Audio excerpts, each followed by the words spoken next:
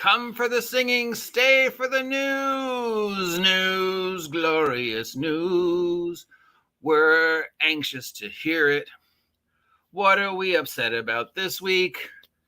Is it worth singing about? That's right, it is me, the OGGM, broadcasting live from Site B in this lovely summer morning at 9 o'clock in the morning on the 17th day of June, 2024. Happy Father's Day yesterday to all the dads, past, present, and future out there. Hopefully you had a good day. And it's a brand new week. We've got brand new news, so it's time to open up our charts, take out our Sextent, and see what is disrupting the streams of tabletop role-playing games news. DC20 obviously is the big story, having hit the 1 million club on its Kickstarter, and everybody and their dogs suddenly jumping on the pro DC20 and calling it the D&D killer and saying it's the next edition of D&D, which concerns me that a lot of the people who are jumping on this are jumping on it for false pretenses. And, you know, my concerns, as I mentioned several times last week, is that 2 months from now, all the people that are pro DC20 are going to go back to shitting on it like they've done for the previous year. And those, you know, hundreds of people who ordered it and kickstarted it will receive it and realize, no, this isn't Dungeons and Dragons. This isn't a Wizards of the Coast product. It isn't D&D 6th. And it'll just end up sitting on the shelves like so many other things. I don't want that to happen. I really want it to be as successful as people think it will be. I mean, is it going to kill D&D? No, but it might wound it a little, which would be nice.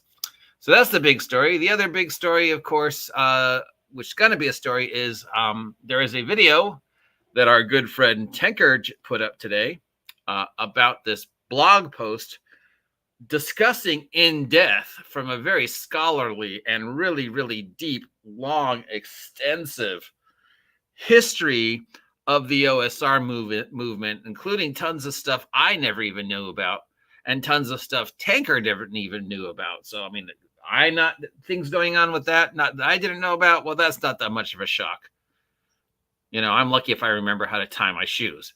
Tinker, on the other hand, one of the few people, you know, who I respect, especially when it comes to tabletop role-playing game news, even he was like, I didn't know that. I didn't know that.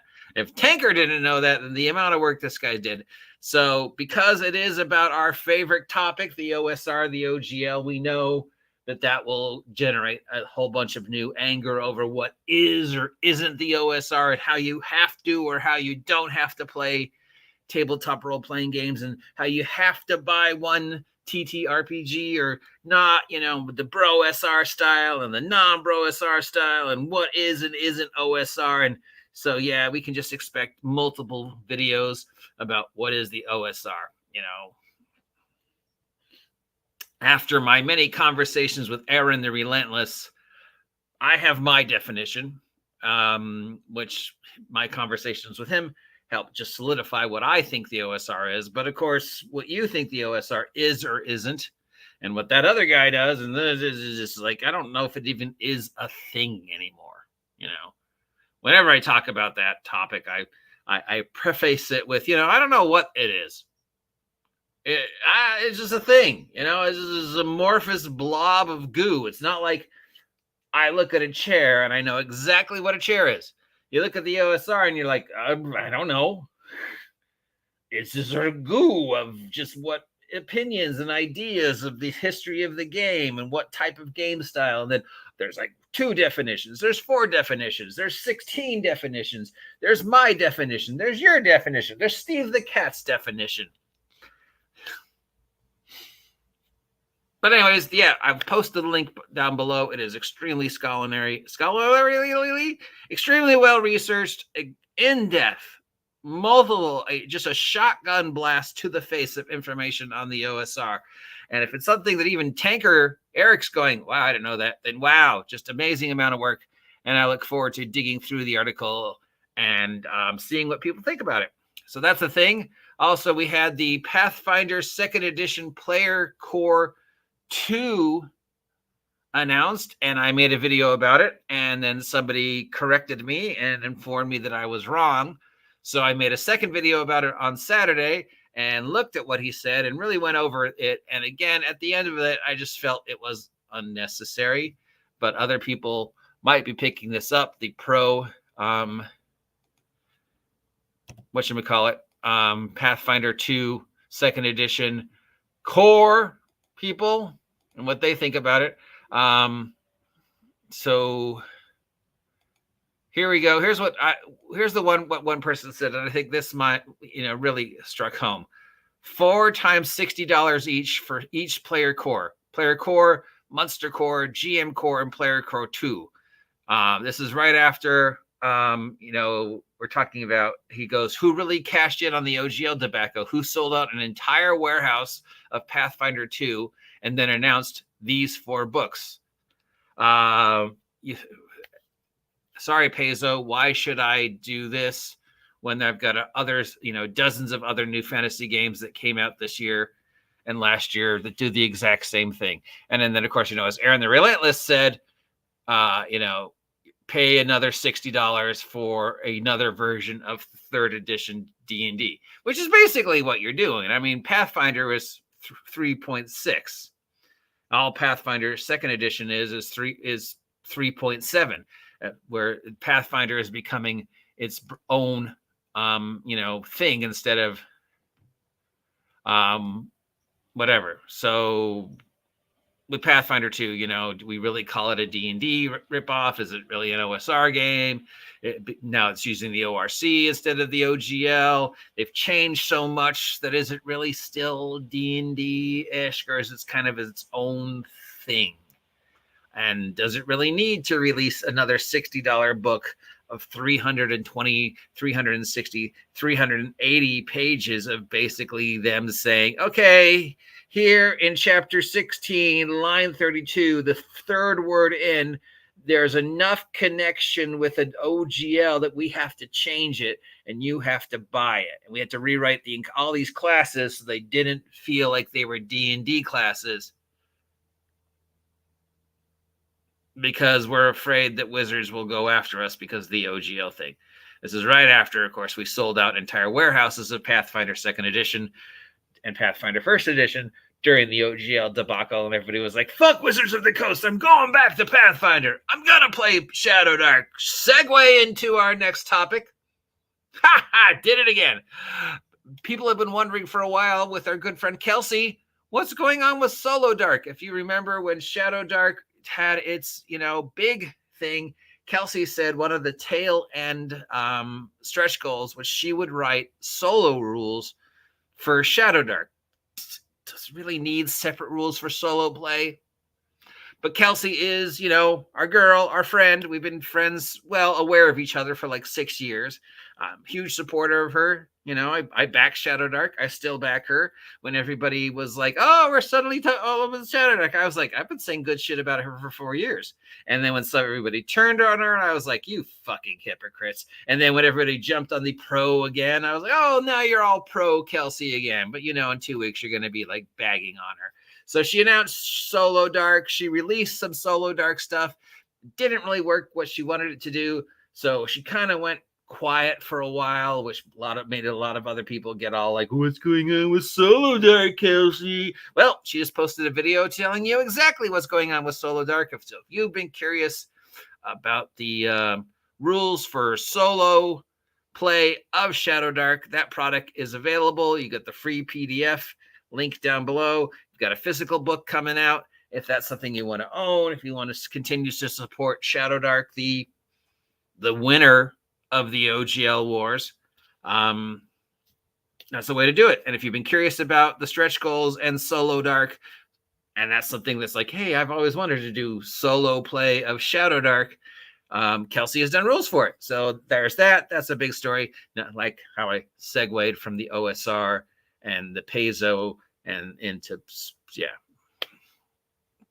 And that's it. Also, free RPG Day is June 22nd. If you're interested in knowing if you live near a store that is supporting Free RPG Day, you just go to Free RPG Day website. They've got a store locator, and you can just enter the name of your city or whatever to find some place that's close to you that might be doing it. We've got a list available of all the things that might be available at your store. But as we've talked about before, including just a few minutes ago in the previous video, there's tiers. There are tiers to the boxes of merch that you will receive as a game store. In tier 1 and tier 5, there's a huge difference, the amount of stuff. And then, unfortunately, unlike Free Comic Book Day, if you buy one box, it's not enough stuff to potentially satisfy all the people that might come in your store to pick these things up.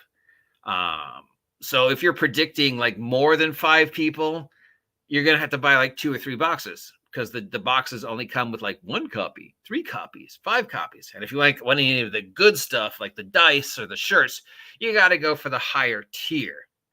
And then you got to spend a lot of money to get the boxes, and then double that if you're thinking that more than 3 people are going to walk through the door.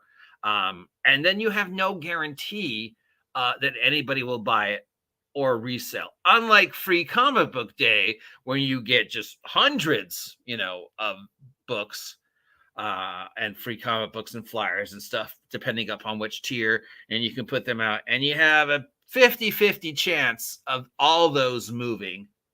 And then even if they don't move day of, there's still the possibility you could sell them for a penny on a dollar or make them part of like little things. So Free Comic Book Day usually does a lot better. Free RPG Day, the few times I've seen a store carry it, it doesn't feel like it's, in the store's favor, and especially in the fans of the store's favor, of that you're going to get the kind of stuff you want. Because if you're showing up for that figure or those dice, you have to have the store have bought up to the tier and then bought enough of that tier box to guarantee that they have more than one set of the dice. It's better to either just wait till the things are on eBay. Most of the things are going to have PDFs available for free on Drivethrurpg anyways. And they're usually like 2 or 3 pages. I mean, I hate to bag on it, but if I was a game store, I don't know if I'd do it, because that's just not enough disposable income to guarantee that I'm going to get enough tiers to make it worth. And unlike, Free Comic Book Day, somebody walks in with their kid and they're like, oh, free comic books. They'll engage in a conversation with the owners of the store, and that might, percolate other sales. Every Free Comic Book Day that I ever worked for with Seth made sales to people he'd never seen before, because then they'd be like, oh, wow, my kid, he's just getting into, you've got these free comic books, he really likes Spider-Man. What other comic book things would be out there for my kid if they're just getting into Spider-Man? And then, Seth could sell a Spider-Man omnibus or the Spider-Man stuff, and he would guarantee, 20, 30, 50 bucks out the door, plus the potential of a new customer, because he knows, well, now I've hooked in a Spider-Man fan, and that kid is a Spider-Man fan. So chances are I will see that guy again. Unlike for Free RPG Day, the few times that I've been to stores, it's going to be people that are already coming in for RPGs anyways. The chances of getting in a walk by as opposed to free comic books are much less. And then, the conversation is like, oh, I see you have D&D. What do you have? Because my kids, it's a lot harder to percolate those sales than it is from Free Comic Book Day. So, God, I feel like I'm just shitting on it, aren't I? But yeah, I don't know. Think I'm getting into trouble for saying this? Maybe they'll send the Pinkertons after me. Anyways, that's all the tabletop role-playing game news. Congratulations to Kelsey for getting Solo Dark out again. Congratulations to Tenker for digging up this article. If you're really interested in the complete history, definition, every single solitary thing of the OSR, I posted a link to the article because it's huge and it is filled with information. And I posted a link to Tenker doing the video because Eric is smarter than me. So yeah, I highly recommend listening to Eric talk about it. And then I highly expect that we will see multiple videos throughout the rest of the week, either agreeing with that or telling you how wrong the article is and what the OSR really is and what you have to do to be OSR. Thankfully, I'm no longer a member of the old school, so I don't have to worry about that shit.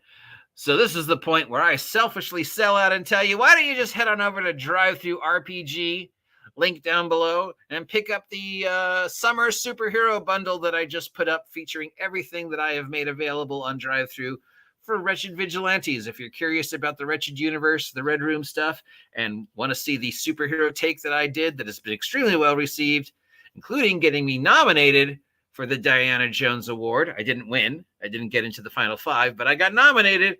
This is a way to do it, and we will have some more stuff coming out for Wretched Supers.